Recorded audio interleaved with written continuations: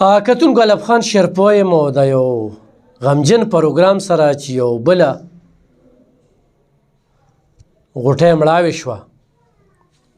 بلال جان چې یو پولیس خلکارو په منډه هیډ ورکس باندې ډیوټي کوله، سپیشل ډیوټۍ له روانو او مفتی آباد تورنزو کې نامعلومه وسلوالو نقاب پوشو په موټر سایکل باندې و، هغه یې وویشته. بلال جان سره خپله ملو شو د اتمانزو سیمې سره تعلق و، په مختلفو چوکیاتو کې، تاڼو کې، په سلام کلام کې مخ کې، په چای ډوډۍ ست کې مخ کې، ساده عاجز طبیعت انسان ولې وویشته، پسې وویشته، تر دې وخته پورې نه چا دا واقعه قبوله کړې ده او نه داسې څه د بدۍ خبره مخې ته راغلې ده. خو ډېر زیات افسوس پې کوو. یقینا زموږ د پښتونخوا پولیس ځوانان چې کوم دي یا دغه شان د قربانۍ ورکوي، خو زه د افسرانو ته وایم په دې موقع باندې چې بلال جان په موټر سایکل روانو یا څومره پولیس هلکاران چې کوم دي دوی چې سپیشل ډیوټۍ له ځي نو کله یو ګاډي ته لاس نیسي او کله بل ګاډي ته لاس نیسي، وسایل ورسره نشته.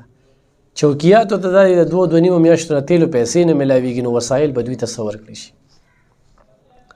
یا د کوم پولیس هلکارانو چې په دهشتګردو کې دهشتګردۍ کې یا کوم دهشتګردي نیولي وي په هغې کې شهادت وي، نو د هغې دپاره همدغه پولیس والا چې کوم دی نو چې کله پیشۍ له ځي نو سار وختي وځي، یو ګاډي ته لاس نیولې بل ګاډي ته لاس نیولې او دغه ځای ته لاړ شي، وسایل نشته.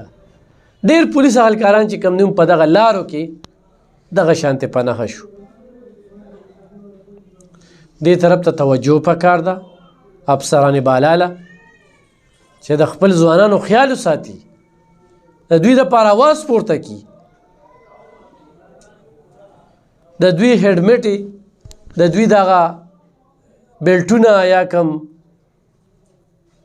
بیگ چې دوی چولی وي 15 کیلو د هغې غالبا چې وزن دی، دغه بلوټ پروف جاکټ، دغې کې هم لوی کرپشن شوی دی، په دغې باندې هم پاملرنه پکار ده. خو بهرحال خبرې اترې چې کوم دی مونږ کوو په بلال جان باندې. د بلال جان تعلق د اتمانزو سیمې سره و، څونه پورې چې مونږ لیدلې دا ډېر پولیس هلکاران د 400 چې دي الحمدلله پیژنیم او پیژنو یې، خو په چا هم تنقید کړی دی نو د اصلاح دپاره هم کړی دی او بیا هم پې کوو، او هغه پولیس هلکار هم چې کوم دی نو ستاینه کړې ده. تر اوسه داسې د یو پولیس سره داسې بدي، چونکې زما لانجې په صحافت کې ډېرې زیاتې مخې ته راځي، د هغې غټه وجه دا ده چې یا د خلکو بېحسي ښایو یا کرپشن باندې خبرې کوو، یا ناخلي ښایو او یا دغه دروغجني ښایو، پراډي ښایو، مکارتوبې ښایو. په دغې باندې زیاتره د سیاسي ډلو کارکنانو پروپیګنډې او د رنګ رنګ چې سر ته وګوره مړه علب خان شیرپو صحافت چرته کړی دی او دې به اوس خبرې کوي.